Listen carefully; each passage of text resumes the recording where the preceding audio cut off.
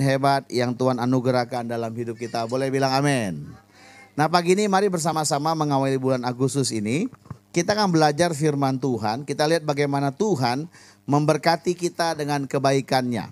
Tadi pagi saya dengar firman Tuhan dengan demikian. Dalam aturan perjanjian lama, dalam aturan yang Tuhan sampaikan lewat Musa, maka setiap kali barang yang tidak kudus mengenai kita, kena sama kita, tersentuhkah, tersenggolkah, maka otomatis kita menjadi tidak kudus. Tapi kalau barang yang kudus kena sama kita, kita nggak kudus. Di salah satu percakapan antara Nabi Hagai dengan imam, Hagai tanya demikian, apabila seorang imam yang sudah keluar dari pelayanan di bait suci, kemudian dia berjalan dan ujung daripada jumbainya itu, ya helitnya itu ya, ujung rumbai-rumbainya itu, kalau kena ke roti, kena ke anggur, kena ke peralatan, apakah menjadi kudus semuanya itu? Imamnya bilang enggak. Ternyata dalam konsep perjanjian lama, kekudusan itu sesuatu yang harus Bapak Ibu perjuangkan. Engkau harus berusaha, engkau harus berjuang supaya engkau terima kekudusannya, terima berkatnya. Ini yang diajarkan dalam perjanjian lama. Ya. Dan dikatakan begini, kalau ada barang yang tidak kudus, misalnya saya menyentuh mayat, misalnya saya pergi melayat, menyentuh mayat, maka saya menjadi tidak kudus, enggak tahir. Nanti tunggu jam 6 sore, saya sembahyang, kasih persembahan, baru saya kudus kembali. Nah, selama saya menunggu jam 6 sore, waktu kita jam 6 sore untuk sembahyang menguduskan diri, maka siapa saja yang bersentuhan dengan saya, mereka juga menjadi tidak kudus dan juga harus sama-sama sembahyang. Waduh, rumit Bapak Ibu. Ternyata ketidakkudusan yang bukan berkat itu menyebar kayak penyakit. Tetapi kekudusan, berkat itu enggak Bapak Ibu. Dari situ kalau kita foto ke perjanjian baru, ingat cerita seorang ibu-ibu yang pendarahan selama hampir 12 tahun. 12 tahun bukan hampir. Dia pendarahan, maka otomatis dia sakit, otomatis dia tidak kudus. Dia sumber penyakit tidak kudus. Dan waktu itu dia melihat Yesus di tengah-tengah keramaian. Dia mencoba mendekati Tuhan Yesus. Jadi bisa bayangkan bagaimana perempuan ini membuat banyak orang yang bersentuhan dengannya menjadi tidak mencemarkan dosa kepada banyak orang. Dan ingat setiap kali ketidakkudusan terjadi, maka ada harga yang dibayar berupa persembahan. Dan itu harganya ada, nggak murah, nggak kaleng-kaleng Bapak Ibu. Tapi apa yang terjadi di perjanjian lama, perjanjian baru bersama dengan Yesus, waktu perempuan ini menjama ujung jumbai baju Yesus. Kalau perjanjian lama bilang enggak ngalir berkatnya, kekudusannya. Tetapi waktu perempuan itu memegang setelah dia berdesakan dengan banyak orang, membuat semua orang tidak tahir, waktu dia pegang ujung jumbai itu, Alkitab bilang dia sembuh. Yesus bilang begini, jadilah sesuai dengan imanmu. Imanmu membuat engkau menjadi sembuh, menjadi baik. Otomatis karena dia sudah tahir, semua orang juga menjadi Wah, tepuk tanganlah buat Tuhan Yesus, haleluya. Itu bedanya Yesus dengan aturan hukum Bapak Ibu. Maaf, aturan agama. Ya, dia datang membawa berkat bagi kita semua. Makanya Roma 1, 16-17 berkata bahwa Injil itu adalah kekuatan Tuhan. Injil itu Yesus, Injil itu kabar baik. Lukas pasal 4 berkata, aku datang untuk menyampaikan kabar baik. Kata Yesus, supaya yang miskin diberkati, yang sakit disembuhkan, yang terpenjara dilepaskan, yang tertekan dilegakan, dan sebagainya.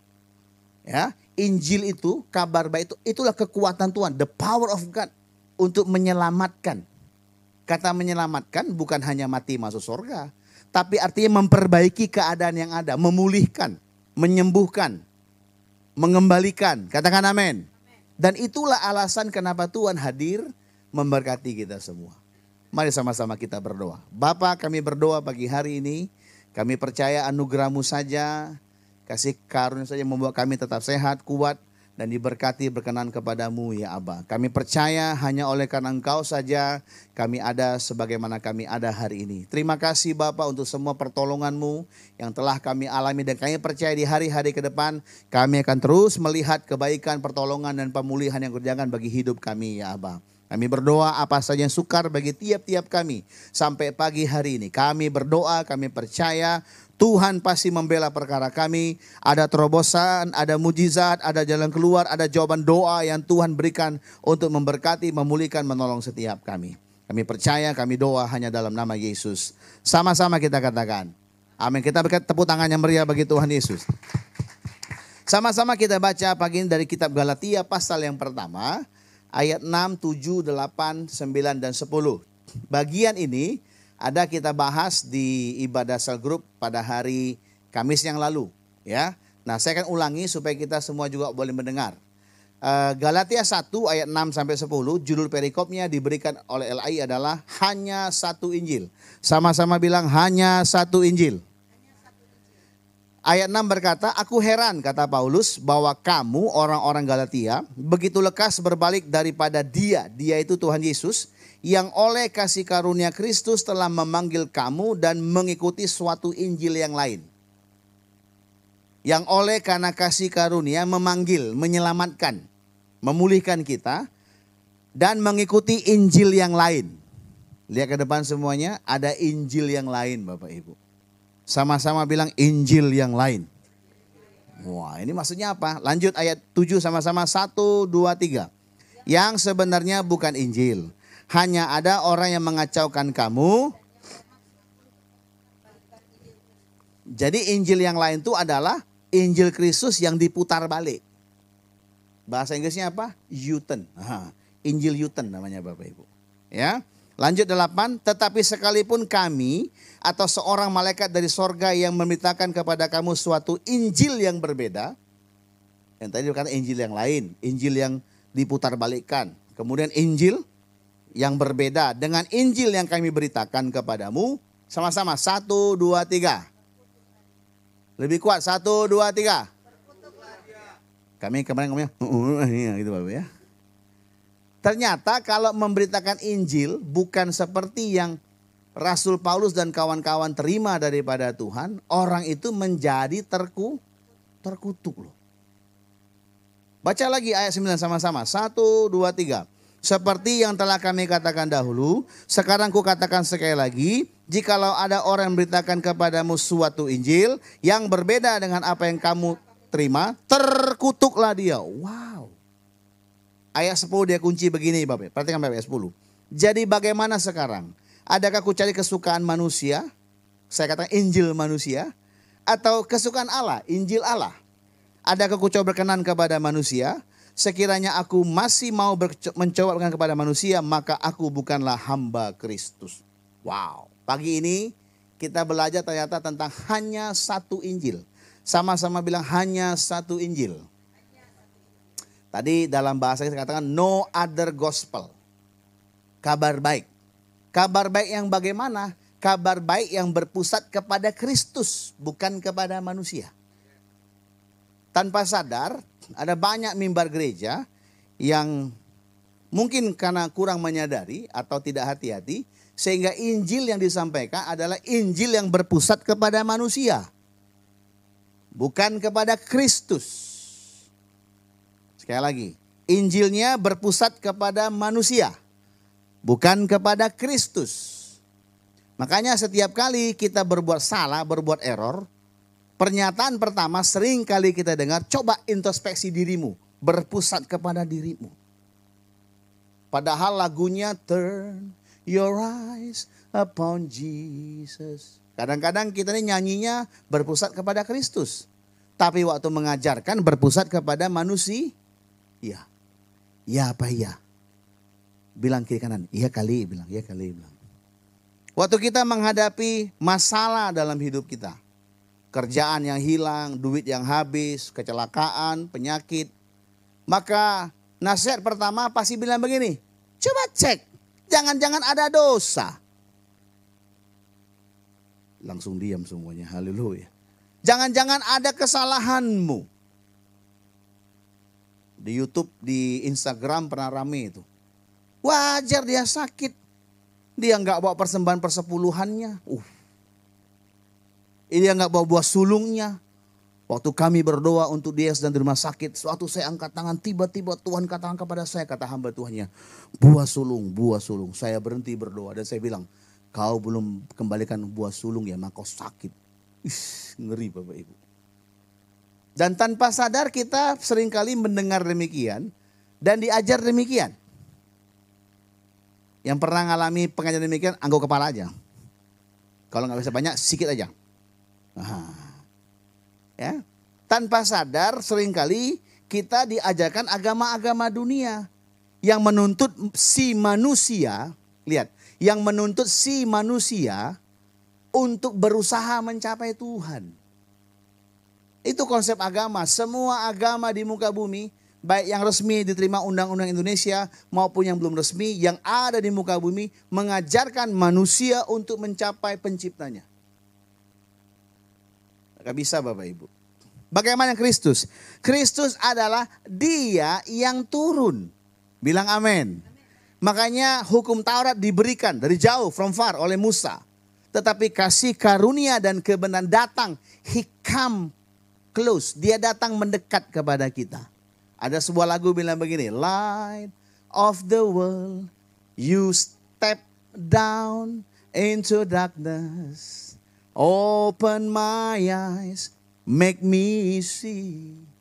Prinsip yang pertama, taruh di kepala kita. Bukan kita sebenarnya yang cari Tuhan, tetapi Tuhan yang menemukan kita. He found us. Amin. Injil inilah yang diberitakan oleh Rasul Paulus dan kawan-kawan. Dia tuliskan dalam 13 kitab yang ada. Termasuk kitab Ibrani saya katakan. Dia katakan bagaimana Tuhan itu berbuat baik. Secara aturan agama, wanita tadi tinggal tunggu dua nasibnya. Kalau nggak mati sebatang kara sebagai penyakit dan masuk neraka. Kedua, mungkin dia sembuh entah tapi tetap menjadi orang yang susah hidupnya. Perempuan 12 tahun tadi.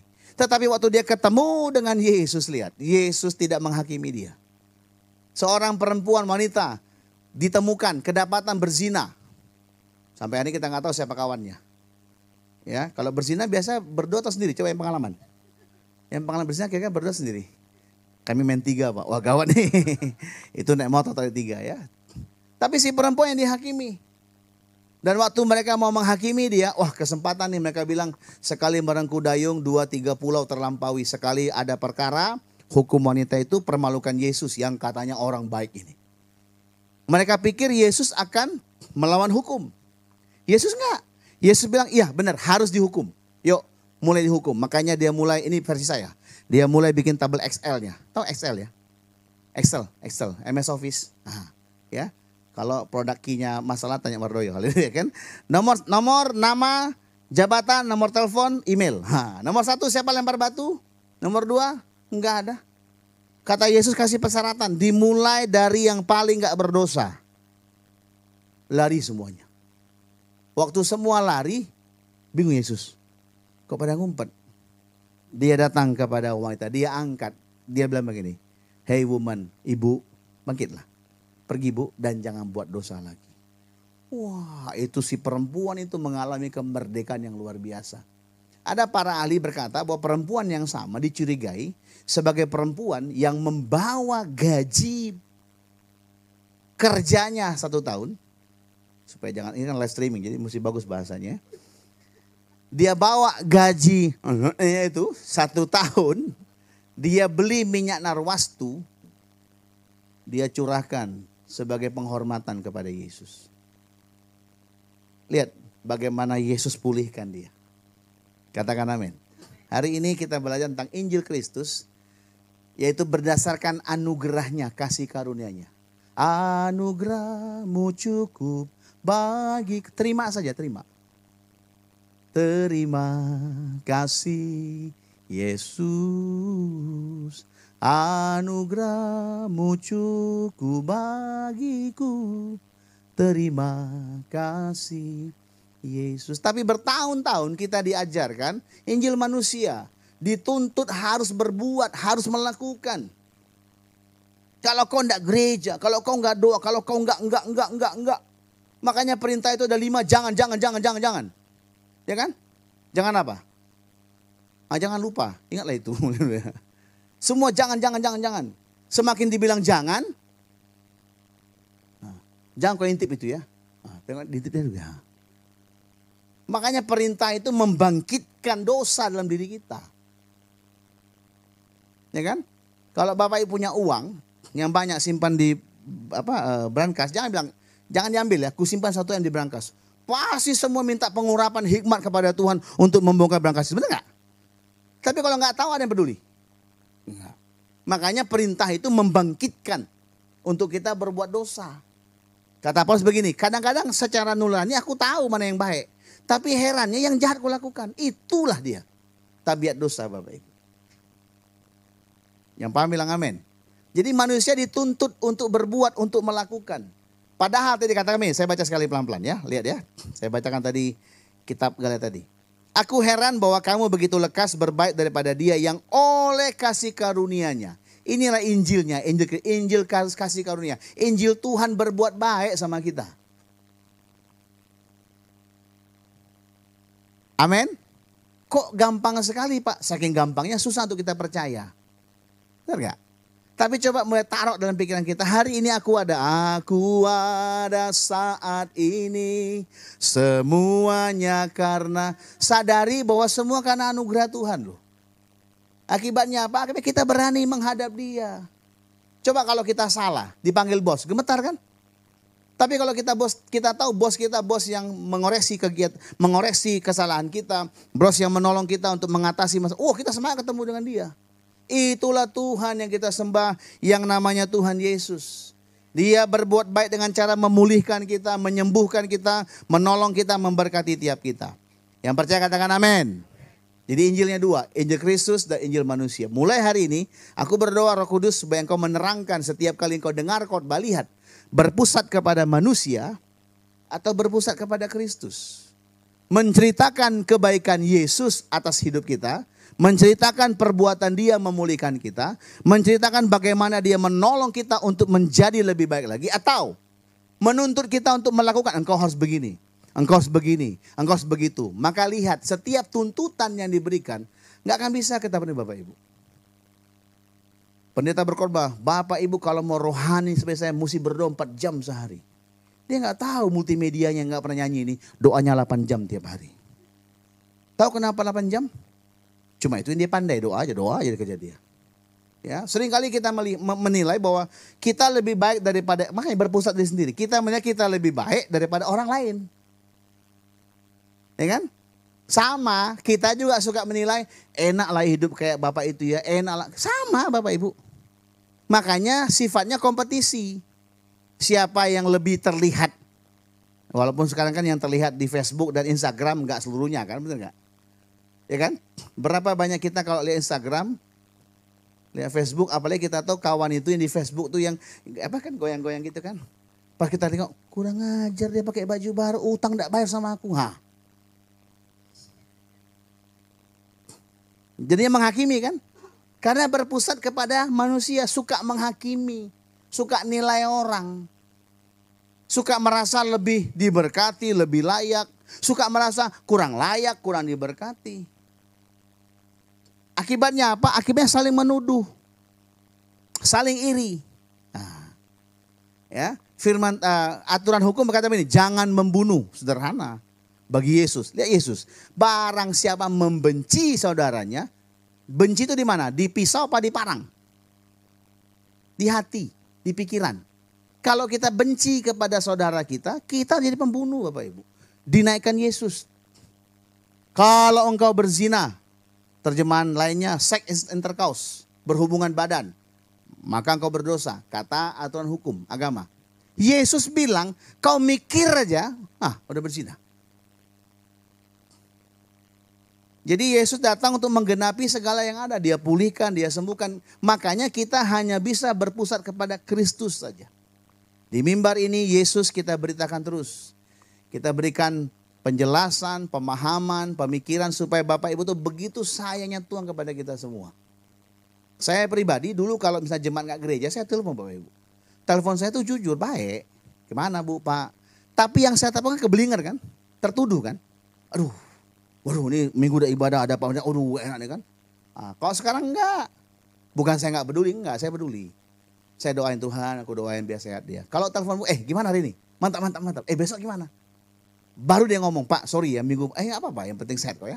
Minggu depan kita ibadah lagi. Berbeda Bapak Ibu.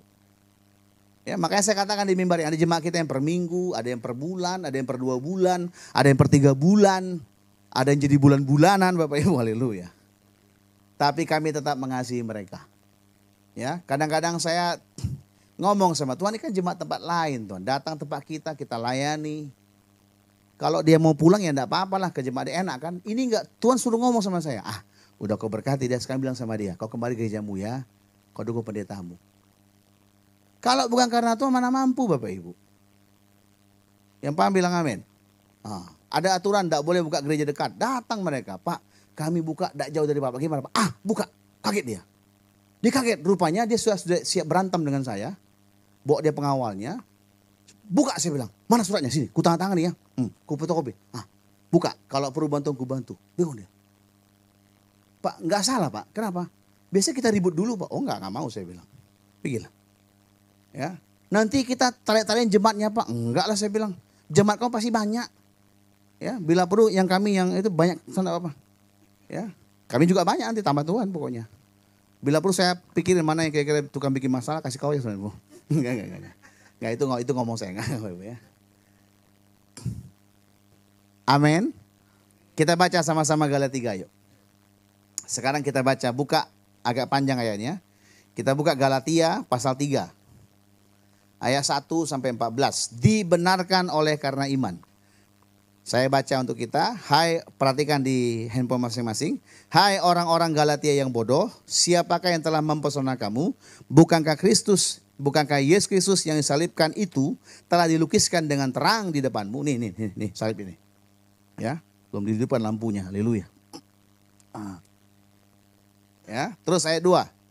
Hanya ini yang aku ketahui daripada kamu. Adakah kamu telah menerima Roh Kudus, roh karena melakukan hukum Taurat, atau karena percaya kepada pemberitaan Injil? Yang ketiga, adakah kamu sebodoh itu? Kamu telah memulai dengan roh, maukah kamu sekarang mengakhirinya dalam daging? 4. Sia-siakah semua yang telah kamu alami sebanyak itu? Masakan sia-sia? 5 sama-sama, 1, 2, 3. Jadi bagaimana sekarang? Apakah ia yang menganugerahkan roh kepada kamu dengan berlimpah-limpah dan yang melakukan mujizat di antara kamu berbuat demikian karena kamu melakukan hukum Taurat atau karena kamu percaya kepada pemberitaan Injil? Stop dulu. Perempuan tadi dia lakukan hukum Taurat, tetap dia bersalah, berdosa. Bagiannya dihukum, dikucilkan. Harus tinggal di rumahnya, kalau keluar dia harus dibunuh karena mencemari banyak orang. Tetapi waktu ketemu Yesus, dia muncul iman, dia dengar tentang Yesus.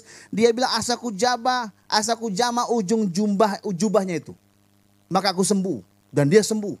Yesus bilang jadi sesuai dengan imanmu. Yesus gak tanya, udah persembahan belum? Udah bantu pendarahannya? Maha dokter? Gak ada Bapak Ibu. Sembuh seketika. Karena Tuhan rindu berbuat baik untuk kita semua yang percaya berharap kepada, katakan amin. Ayat 6 sama-sama, ayat 6 saya baca. Secara itu juga lah Abraham percaya kepada Allah, maka Allah memperhitungkan hal itu kepadanya sebagai kebenaran. 7, jadi kamu lihat bahwa mereka yang hidup dari iman, mereka itulah anak-anak Abraham.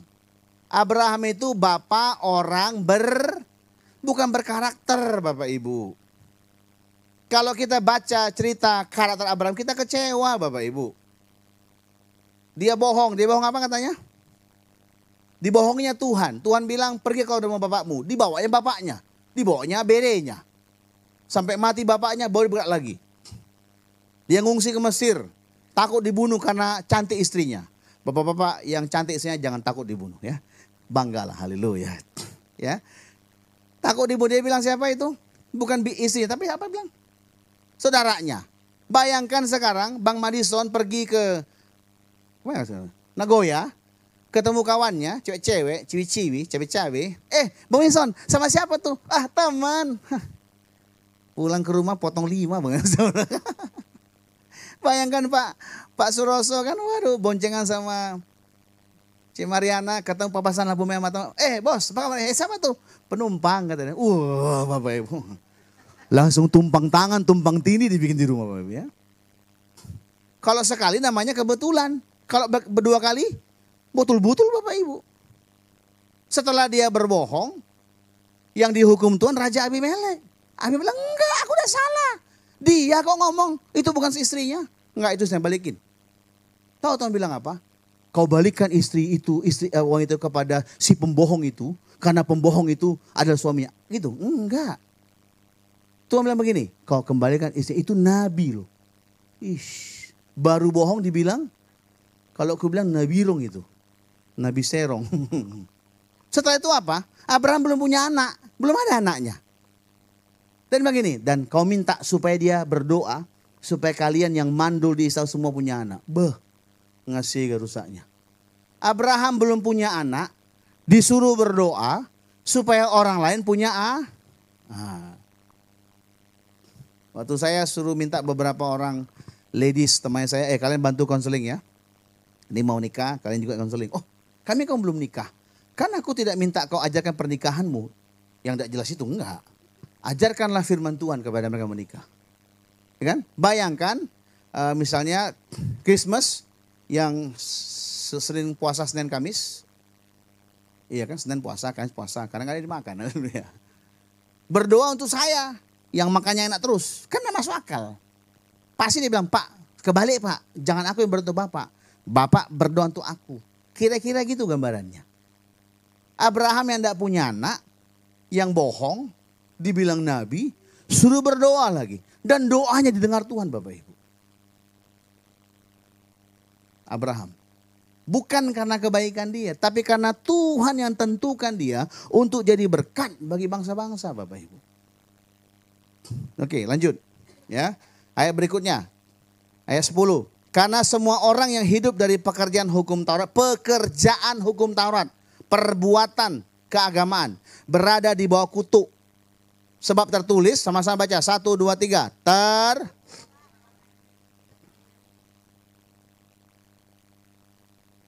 Ada 1000 hukum. Bapak Ibu taat 999 hukum. Boleh nggak? Enggak. Nih siapa Kak Tata nih kan guru nih kan naik motor nih. Helm dipakai, mantap, masker ada. Ya, SIM ada SIM ya? Ada lah SIM ada. Duit, itu nggak tahu aku. SIM ada ya. KTP ada. Naik motor, ada spionnya. Hitam polisi nggak? Miss, mana spionnya? Pak, aku bawa SIM loh. Pak, aku guru loh. Pak, aku tunggu, nggak bisa. Karena kau melanggar aturan. Paham? Kak, jadi kalau orang berpikir dengan perbuatannya dia bisa mencapai Tuhan. Terkutuk orang itu. Makanya Paulus katakan barang siapa yang memberitakan Injil berbeda dengan yang kami beritakan, terkutuk mereka Bapak Ibu. Nggak bisa. Kita nggak akan pernah bisa mencapai Tuhan. Hanya Tuhan yang turun untuk memeluk kita, memulihkan kita, menolong tiap kita. Katakan amin.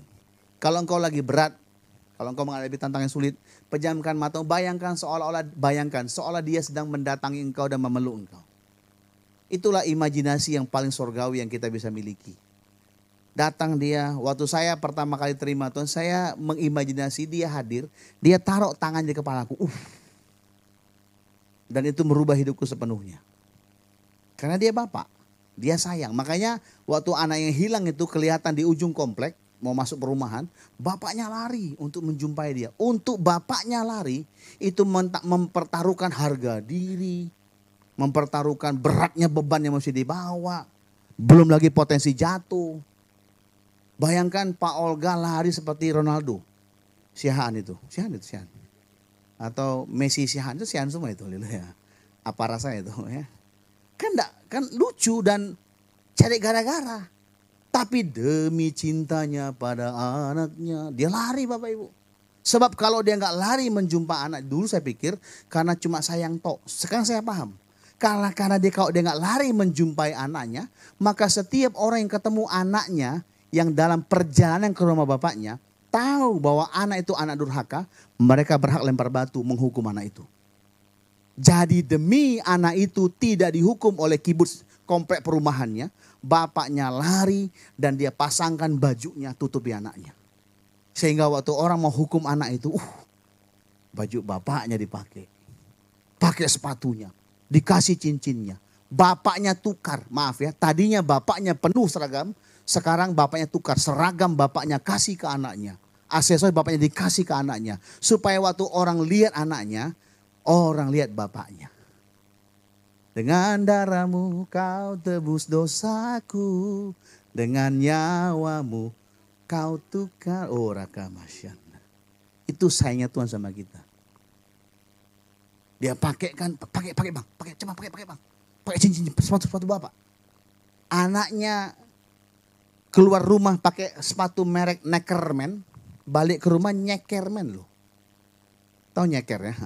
Terpaksa bapaknya buka sepatu Skechers ya. Kasih ke anaknya, pakai Skechers. Bapaknya sekarang nyeker. Bapaknya nyeker. Demi supaya anaknya jangan dihukum mati oleh masyarakat yang ada. Yang paham bilang amin. Itu Tuhan yang sayang sama kita. Terus ya, sekarang kita baca sama-sama ayat 12, 13, 14. Sama-sama, 1, 2, 3. Tetapi dasar hukum Taurat bukanlah iman. Stop. Makanya ada orang yang rajin kasih ke gereja diberkati. Tuhan bela firman-Nya. Tuhan bela firman-Nya. Tapi bukan itu dasar yang hakiki Bapak Ibu. Bapak Ibu datang hari Minggu, ya datang dengan tangan hampa ada kasih persembahan. Ya kasihlah, jangan ada kasih lilin Bapak Ibu ya. Dibawalah, maksudnya gini. Enggak kan gini loh, yang kasih 5.000 kurang rohani ya. Iya dong Pak, kan yang kasih 1.000, 2.000 masih perjuangan Pak. Kalau sudah kasih Soekarno-Hatta ya sudah merdeka dia Pak. Enggak paham ya. Ini joke ya, oke ya. Enggak ngaruh. Mau Bapak Ibu kasih 1.000, 100.000, 1 juta, 1 M apalagi. Mantap, amin. Tidak merubah status Bapak Ibu bahwa engkau disayang Tuhan. Engkau dipelihara Tuhan, amin. Kadang-kadang kita, makanya kalau bersumber ke kita suka pengen pembuktian. Pengen pengakuan. Ya, Pak Olga, kok enggak bermisi lagi buka gereja Pak? Kan Bapak pendeta yang besar. Oh puji Tuhan, ternyata saya pendeta yang besar karena pelayanan. Bukan karena badan, Bapak Ibu puji Tuhan lah. Puji Tuhan lah, satu sih puji Tuhan ya. Dihakimi, kan tanggung jawab Pak, jiwa-jiwa Pak. Kan panggilan kurs Tuhan Pak. Iya aku bilang. Karena memang enggak, aku di rumahnya aku bilang. Yang ngomong itu gak pernah bergerak. Kasih proposal Bapak Ibu ke saya. Kita kan gak usah bicara. Tak usah kita promosi, kita buka tiap minggu. Ya. Saya pikir stop Bapak Ibu, kita berkati dengan pakaian layak pakai, barang-barang layak pakai. Dengan sembako saya mau stop. Ternyata enggak bisa. Jadi saya sudah kumpulkan ada 9 gereja GBI. Sekarang saya fokus GBI dulu. GBI di kota Batam. Wah di Batam nih. Di Tiban, Nongsa, Batu Haji Hutan ya. Yang saya rencana mau saya berkati. Jadi puji Tuhan sudah dapat sumber untuk pakaian layak pakai. Bapak Ibu yang masih kira-kira ya ada barang layak pakai. Laptop yang bisa dipakai, stiker bisa dipakai. Kulkas bisa dipakai. Mobil yang kira-kira ya Pak saya dapat ya boleh gak apa-apa ya. Nah ini kan kalau mentalnya di sini gitu, amin bilang. Kalau kau sudah bisa kasih mobil bekasmu, terpaksa Tuhan kasih mobil yang gitu mikirnya. Jangan semua di terus. Gitarmu, ngapain banyak-banyak gitar kan? Apalagi bassmu ya. Masuk barang itu masuk ya. Kita kan terus berikan, ada beberapa teman juga yang komit mau support juga, puji Tuhan. Jadi saya nggak tahu jawabnya kapan, tapi saya usahakan tiap Kamis Jumat saya akan antar. Kalau nggak ada ya tunggulah sampai ada. Ya, waktu saya sampaikan kepada ketua BPD, memang Raja Isa. Saya bilang enggak lah, ini semua karena Tuhan aja.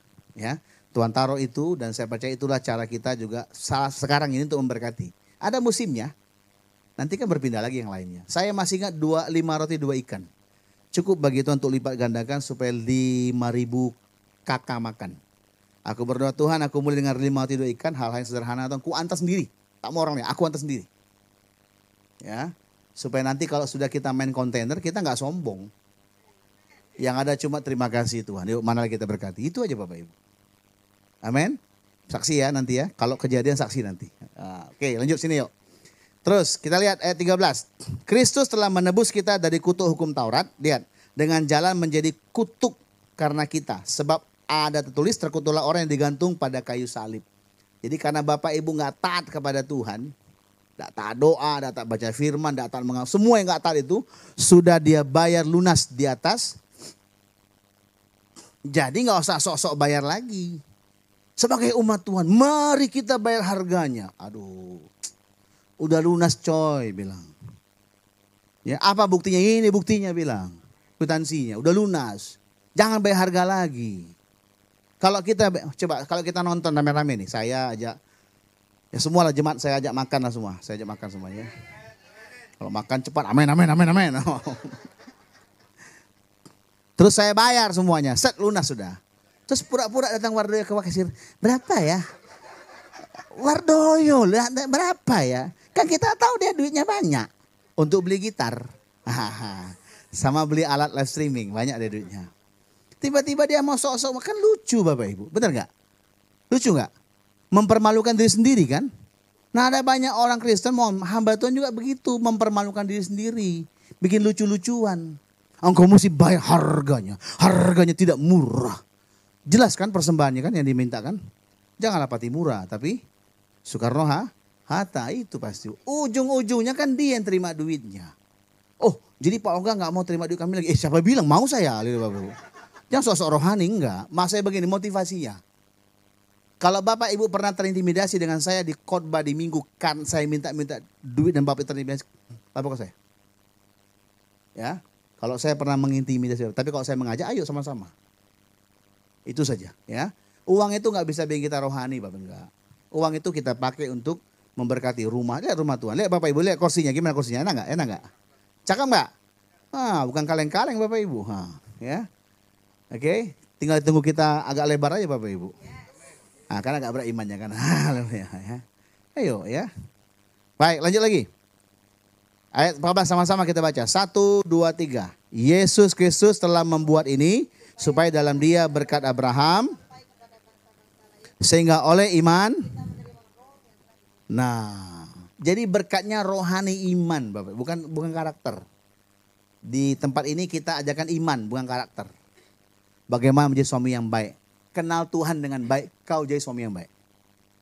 Bagaimana cara mendidik anak. Kenal pribadi Tuhanmu lebih hebat. Maka engkau akan diberikan hikmat untuk mengajar anakmu. Bagaimana jadi karyawan yang baik? Kenal pribadi Tuhan yang mengasihi engkau. Yang mengurapi engkau. Maka lihat engkau menjadi karyawan terbaik Bapak Ibu. Sekarang terlambat bukan nggak mau terlambat bukan karena bos. Kan? Enggak, tapi karena semangat untuk kerja. Kenapa terlambat? Karena nggak semangat kerja. Kecewa dengan bos, kecewa dengan saudara kantor yang ada. Tapi kalau kita mengucap syukur, tahu ada tantangan. Mengucap syukur, kita semangat kerja. Kenapa kasih extra mile? Bukan karena hanya dapat bonus saja. Enggak, bonus bukan menjadi pemacu. Pemacu utama karena kita kenal Tuhan yang telah kasih kesempatan untuk kita bekerja di perusahaan itu. Makanya kita kerjanya mantap Bapak Ibu. Katakan amin. Kenal Tuhanmu Bapak Ibu. Ya, nah, Tuhan yang berbuat baik kepada kita semua. Saya mau tutup dengan sebuah kesaksian dari seorang nabi. Namanya Nabi Elia. Nabi ini suka dibilang nabi api. Ya, ada beberapa catatan hidupnya. Pernah dia berdoa minta api turun dari sorga. Turun api Bapak Ibu. Matilah Nabi Baal semua. Dibakar. Dia minta doa turunlah api dari sorga dan membakar habis persembahan yang ada. Wah kalau saya punya kemampuan mantap juga ya. 2 kemampuan. Kemampuan pertama punya tubuh kemuliaan. Sebentar di Batam Center, sebentar di Bengkong. Mantap Bapak Ibu ya. Yang kedua berdoa untuk api. Kira-kira agak nakal-nakal. Api turun. Api turun gitu kan Bapak ya. Ngeri Bapak Ibu ya. Ternyata Fantastic Four sudah ada sejak zaman perjanjian lama Bapak Ibu. Itu kan Fantastic Four itu yang pakai api itu Bapak Ibu ya. Oke. Kok kesana kita Bapak Ibu ya. Ya lihat. Agak unik hidupnya Bapak Ibu. Tokoh yang besar. Waktu Yesus di Bukit Transfigurasi. Ya. Orang Katolik bilang di Mount Tabor. Bukit Tabor itu kalau kita naik ke bukit di atas. Di seberangnya maaf ya, kalau kita lihat nyeberang itu kota tempat Yesus lahir, kota apa? Eh, tempat yang sebesar, kota apa namanya? Nazaret. Nah, kalau kita balik badan, itu ada lembah Megido. Di ujung tuh ada Bukit Tabor. Kalau bilang bukit itu kayak bukit senyum lah, Bapak. Bukan kayak gunung besar enggak Bapak ya. Bingung ya? Nanti kapan-kapan kita ke sana lah ya, haleluya ya. Tapi kalau kita lihat ujung jauh lagi itu adalah Gunung Hermon. Nah, ini gunung lah, agak karena ada es di atasnya.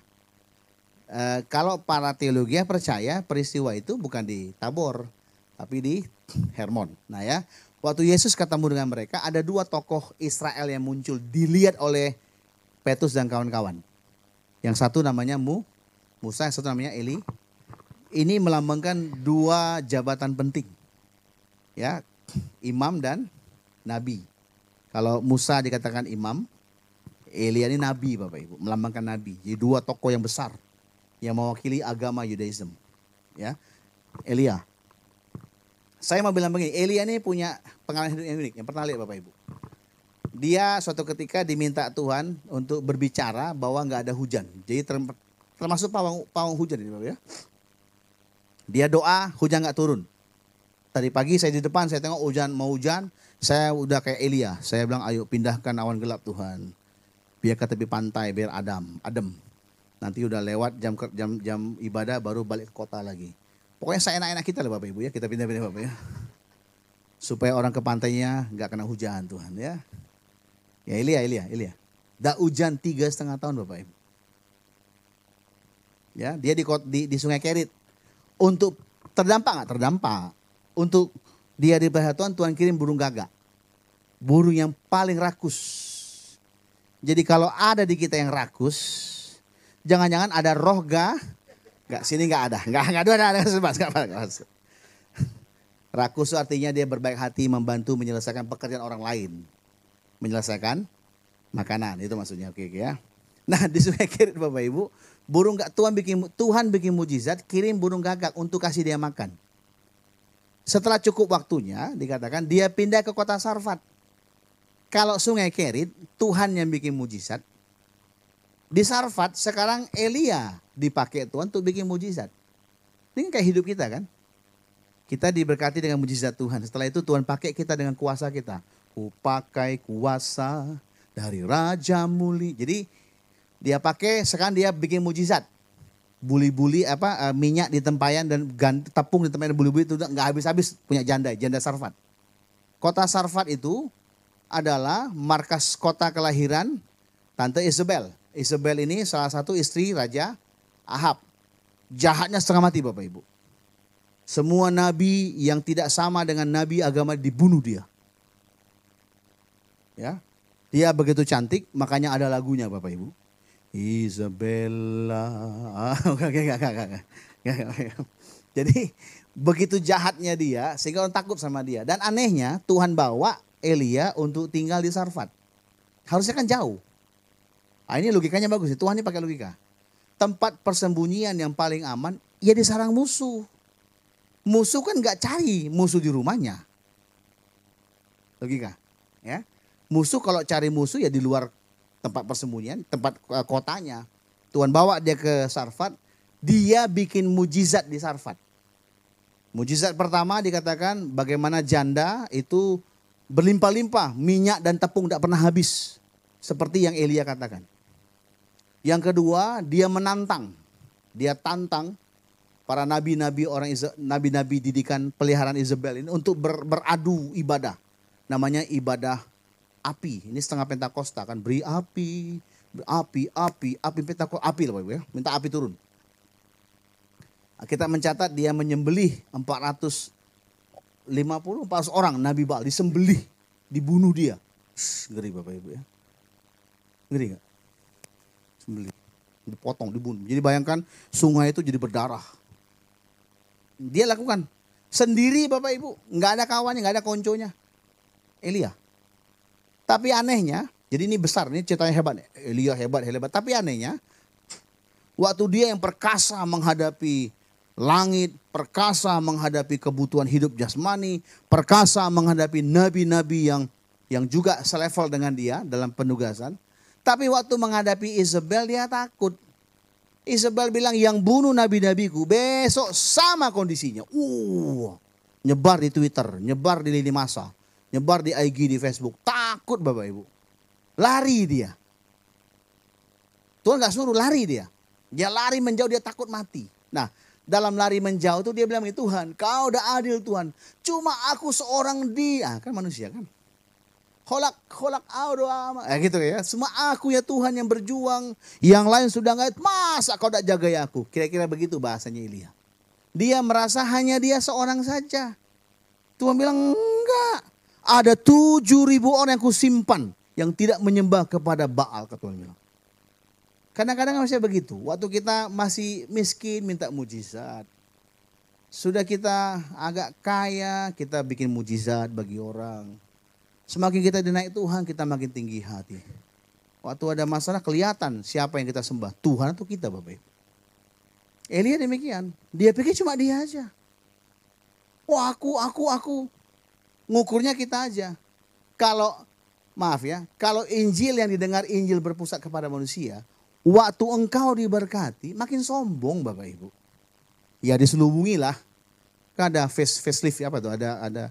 Kan ada aplikasinya kan? Ya.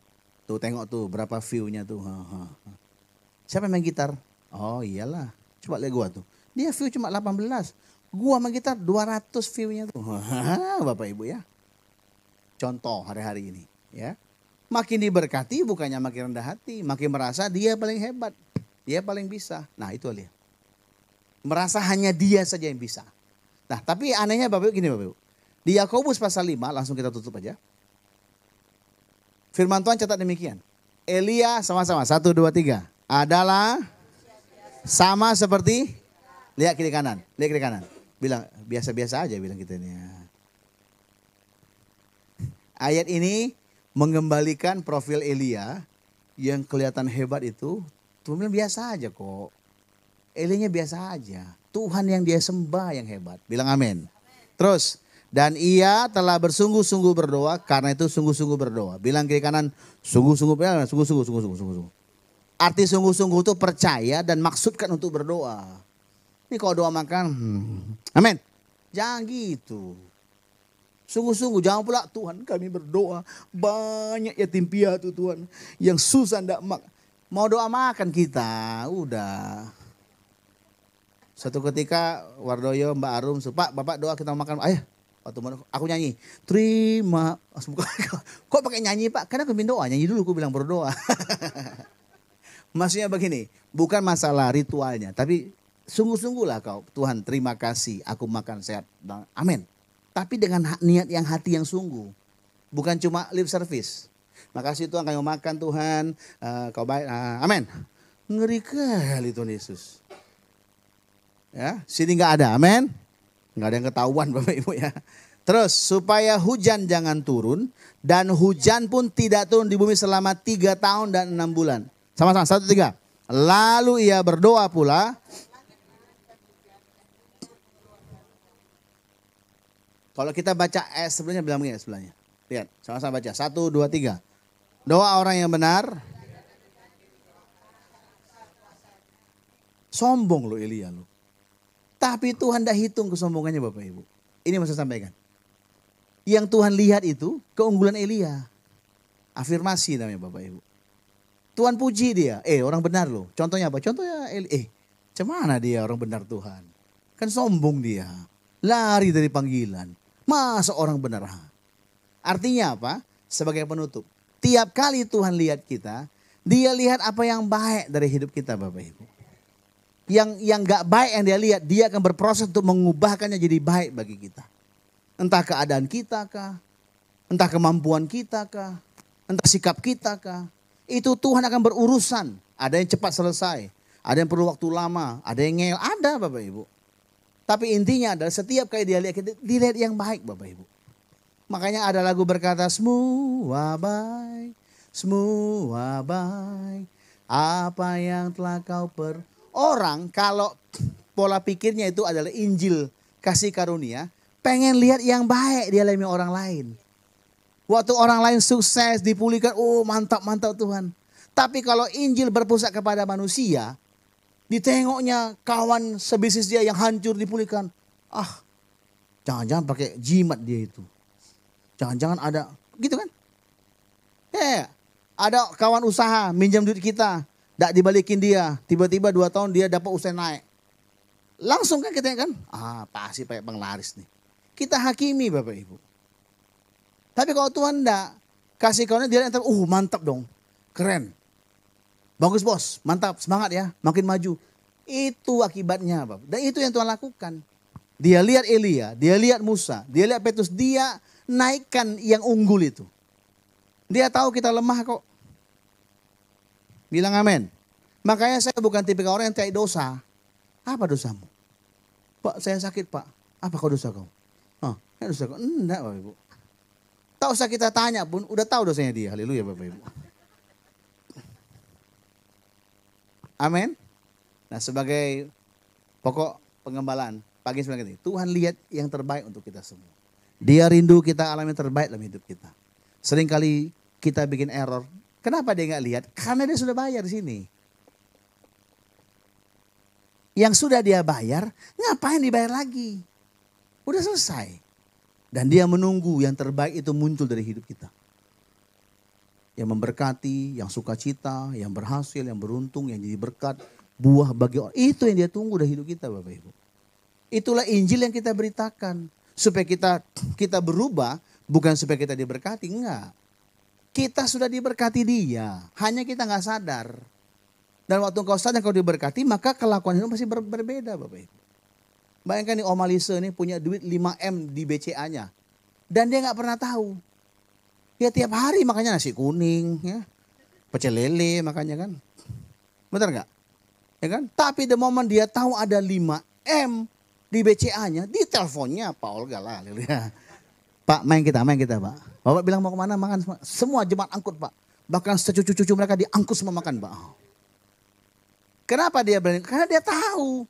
Banyak kita nggak tahu berkat Tuhan apa saja yang harusnya sudah kita miliki lewat kematian di kayu salib. Nah itu tugas kami para pendeta untuk menyingkapkannya itu. Bukan sibuk menghakimi karena kau kurang berdoa, kurang berpuasa. Karena kau tidak layak. Padahal Tuhan melayakkan Bapak Ibu loh. Bahkan sebelum saya bisa khotbah, Bapak Ibu sudah dilayakkan dia. Kok tiba-tiba saya khotbah saya nggak layak? Kasih karunia melihat yang terbaik dari hidup kita. Afirmasi namanya. Saya baru tahu cara merubah anak saya. Ini anak saya sih. Belakangnya apa ya? Samuel Joshua. Dulu saya kasih aturan, tidak bisa Bapak Ibu. Saya robah, saya kasih afirmasi Bapak Ibu. Tiap kali dia bisa hal yang sederhana. Sederhana menurut saya. Bilang, mantap Jo, keren. Suatu ketika kemarin dia kan berdua, itu mesra sekali berdua. Kami tidur pulang berdua kan. Terus aku tengok, Jo, wih kau punya TikTok. Viewernya sudah 1 juta lebih. Same Jo loh. Harusnya kan Samuel, harusnya kan Darlene yang pintar ya. Atau Kak Reni yang pintar. Atau Bang Madison yang main jual handphone. Ini same Jo loh. Yang kalau kita suruh Jo ambil gantungan baju, pergi dia. Pi, tadi apa Pi? Gantungan baju. Oh ya oke, pergi lagi dia. Baik lagi. Pi, apa bahasa Inggris? Bahasa Inggrisnya.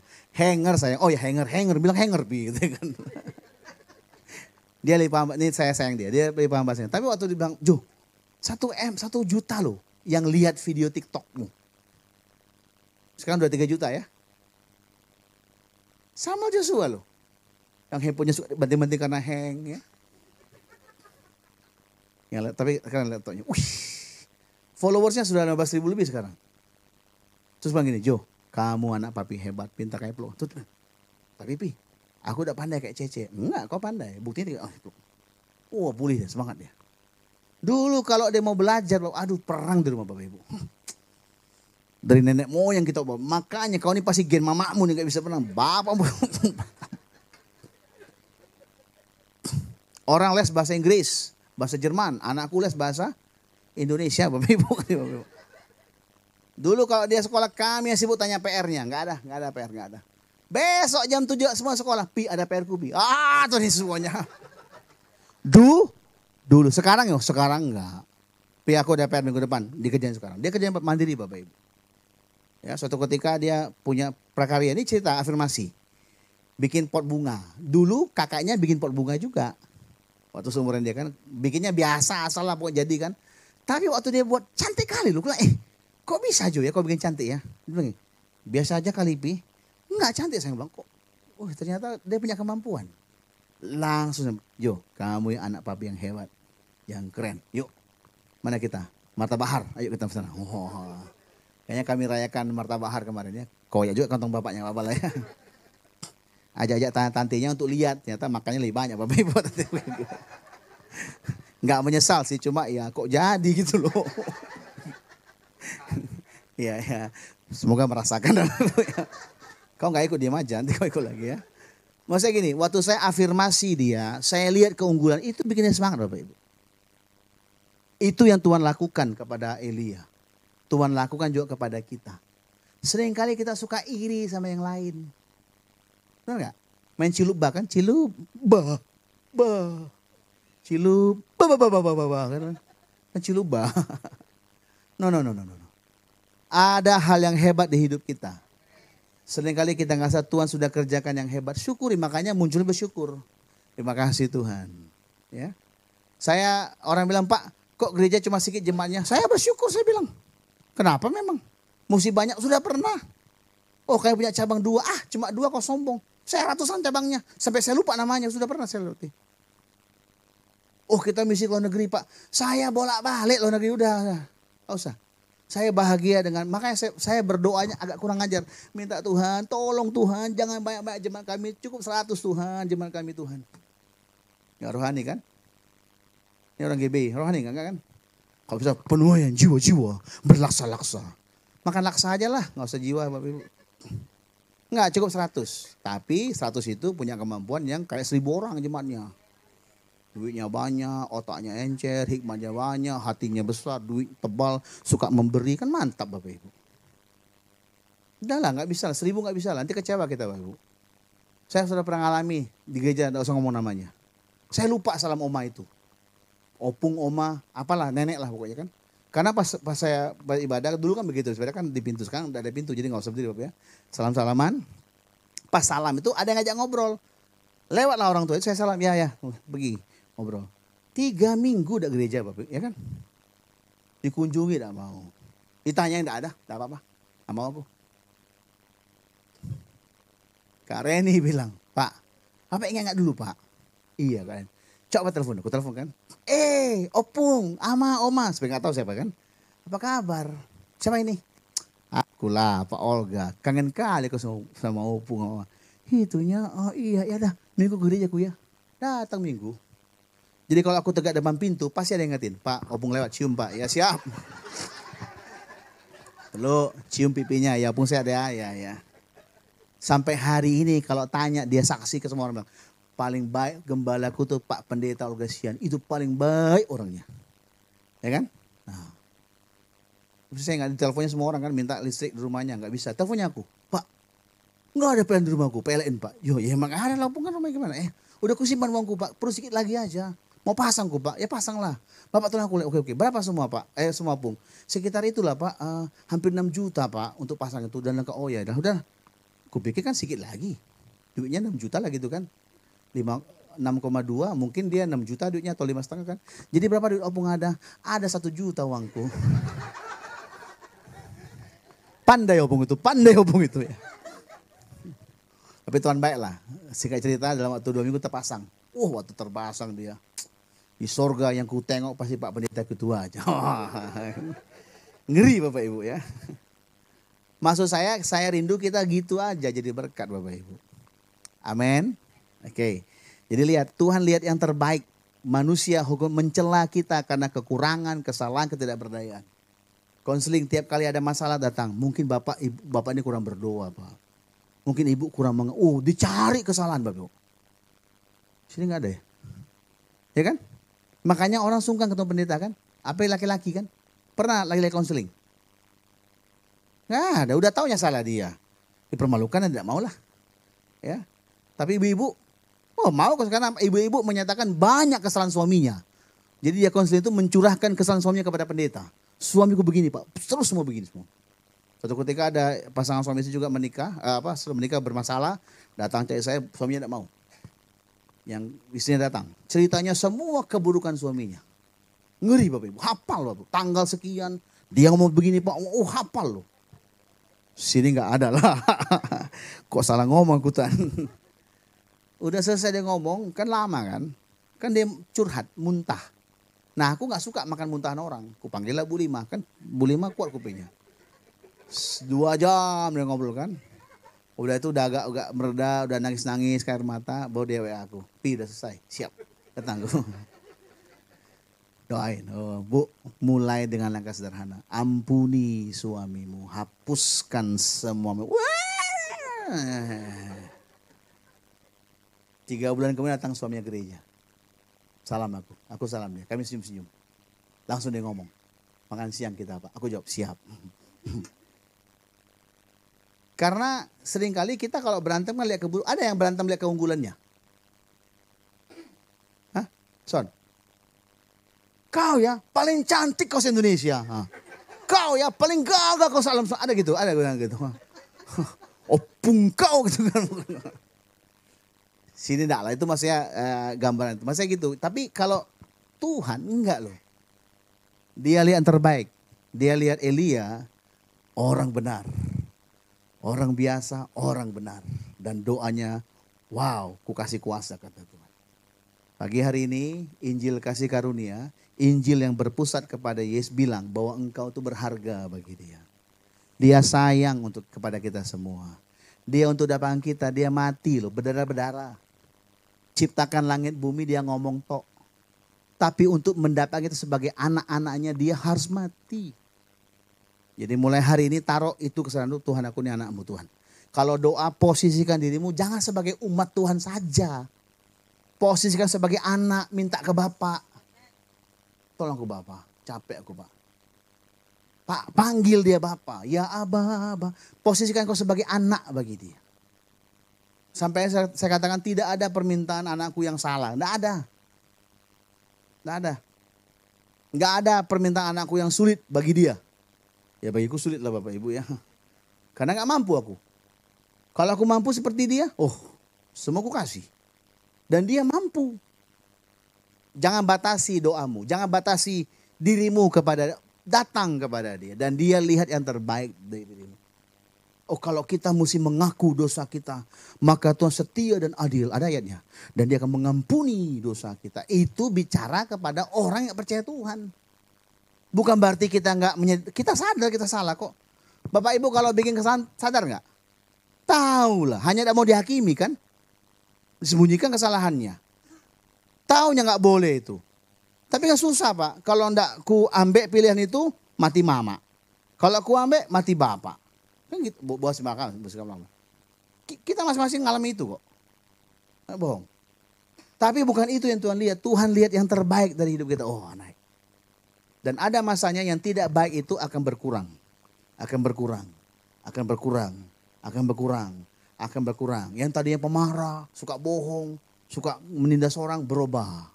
Kenapa? Karena dia menyadari begitu sayangnya Tuhan sama dia. Waktu kita sadari ini Injil kasih karunia. Waktu kita sadari begitu hebatnya sayang Tuhan sama kita. Yang lain jadi gak berharga. Orang bikin sakit hati, kita senyum aja. Lah aku diampuni, aku disayangi kok. Jadi nggak menarik Bapak Ibu. Tapi kalau kita dengar terus Injil yang berpusat kepada manusia. Waktu kita dihina, bangkit singa dari Yahudanya. Kau. Saya berdoa hari ini ke depan terus kita dengar. Bagaimana Tuhan mengasihi setiap kita. Injil anugerahnya bagi kita semua. Kabar baik bicara tentang Tuhan mengasihi kita semua. Katakan amin. Memang agak gampang cari pengkhotbah yang paham ini Bapak Ibu. Bapak Ibu tahulah. Makanya saya bukan tidak mau undang. Nanti kalau undang mereka khotbahnya hukum Taurat aja. Nabur banyak, nuai banyak. Ngomong kepada yang ngomong itu. Nanti yang ngomong tidak pernah nabur banyak. Ya kan? Saya tahu kenapa tidak pernah bilang nabur banyak, tuai banyak. Saya tahu, saya aja nggak nabur banyak Bapak Ibu. Ya dibandingin dia ya lebih banyak saya lah naburnya. Tapi kalau dibandingkan yang lain, ya kan banding-bandingan kan? Ya kan? Amin.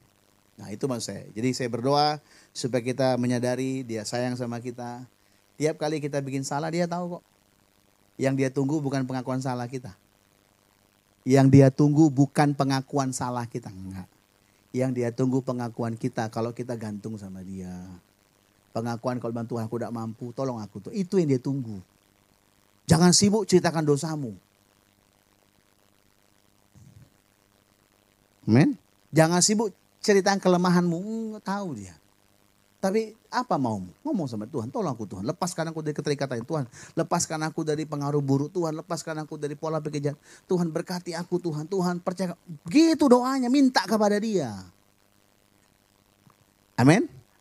Tapi Pak itu karena kesalahanku Pak. Dia bukan cuma tebus dosa. Dia juga bayar resiko dosa Bapak Ibu. Resiko akan perbuatan dosamu dia bayar juga semua lunas. Sadar nggak kalau seorang bapak nggak berdoa, bikin dosa, engkau bersalah. Tapi sadar nggak engkau juga membahayakan orang-orang yang sekitarmu, anakmu, istrimu. Waktu Tuhan ampuni salah kita, dia bayar dosa kita bukan cuma dosa perbuatan kita. Akibat dari perbuatan kita, dia bayar semua Bapak Ibu. Makanya dalam perjanjian baru, berkatnya itu mengalir. Menyebar, menular. Tapi dalam perjanjian lama enggak. Makanya dulu waktu kami diajar di gereja kami yang lama, kalau engkau belum dibaptis, belum di CD, belum di Malua, maka dosanya bapak mama yang tanggung. Sudah kau di Malua, di CD, kau yang tanggung dosa sendiri. Baru aku tahu loh, kalau dosa itu Yesus yang tanggung loh, bukan kita loh. Enak kali kalau gitu aku gak CD lah Tuhan, sampai umur 35 tahun, sampai umur 50 tahun gak CD aku, biar mama yang tahu. Makanya keluarlah penyataan, sorga di bawah kaki Ibu, jangan dicari tapi gak ada itu. Paham Bapak Ibu ya? Nah, saya berdoa biarlah kita semua terus percaya yang terbaik daripada Tuhan. Ada kuasa Tuhan taruh di doamu. Engkau orang benar, katakan aku orang benar. Bilang orang biasa, tapi orang benar. Nah, coba lihat kiri kanan, biasa kan? Tapi untuk yang biasa, yang kayak model gitu, yang kayak model kau tengok itu, harus mati Tuhan dapatkan dia Bapak Ibu. Yang kau hina Bapak Ibu ya. Pak kurang ganteng. Yang kurang ganteng itu yang kau tengok itu harus mati dia untuk terima Tuhan. Tuhan terima dia. Mari kita berdiri sama-sama yuk.